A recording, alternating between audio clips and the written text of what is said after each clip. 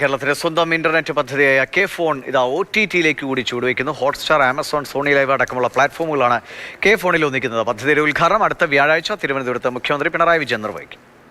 നിലവിലുള്ള ബ്രോഡ്ബാൻഡ് സംവിധാനങ്ങളുടെ പരിമിതികൾ തിരിച്ചറിഞ്ഞ് ഭാവിയുടെ ആവശ്യങ്ങൾ കൂടി കണക്കിലെടുത്ത് മികച്ച ഇന്റർനെറ്റ് സംവിധാനം ഒരുക്കുകയാണ് സംസ്ഥാന സർക്കാർ കെ ഫോണിലൂടെ ലക്ഷ്യമിടുന്നത്. കുറഞ്ഞ നിരക്കിൽ അതിവേഗ ഇന്റർനെറ്റ് ലഭ്യമാക്കി കരുത്തു കാണിച്ച കെ ഫോൺ OTT-യിലും വിപ്ലവം സൃഷ്ടിക്കാനൊരുങ്ങുകയാണ്. 29 OTT പ്ലാറ്റ്ഫോമും 350-ലേറെ ഡിജിറ്റൽ ചാനലുകളും ഉൾപ്പെടുത്തിയാണ് സേവനം വിപുലപ്പെടുത്തുന്നത്. വലിയ നെറ്റ്വർക്ക് ശൃംഖലയുണ്ടെങ്കിലും OTT സേവനമില്ല എന്ന കെ ഫോണിന്റെ പോരായ്മയ്ക്കാണ് പരിഹാരമാകുന്നത്. ആൾക്കാർക്ക് വേണ്ടത്, അല്ലെങ്കിൽ കുടുംബങ്ങൾക്ക് വേണ്ടത്, അല്ലെങ്കിൽ ഓഫീസേഴ്സിന് വേണ്ടത് ഒരു ഫൈബർ കണക്ഷൻ മാത്രമല്ല, അവർക്ക് അതിൽ വാല്യൂ ആഡഡ് സർവീസസ് വേണം.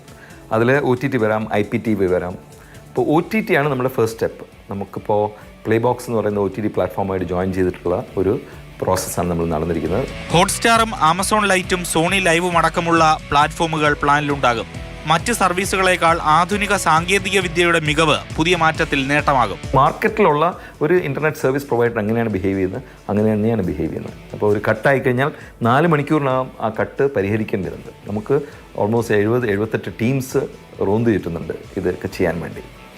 അപ്പോൾ സ്പീഡ്, അഫോർഡബിലിറ്റി, റിലയബിലിറ്റി, ഇത് മൂന്നായിരിക്കും നമ്മുടെ ഒരു USP എന്ന് പറയുക. പദ്ധതിയുടെ ഉദ്ഘാടനം തിരുവനന്തപുരം നിശാഗന്ധിയിൽ 21-ന് മുഖ്യമന്ത്രി പിണറായി വിജയൻ നിർവഹിക്കും.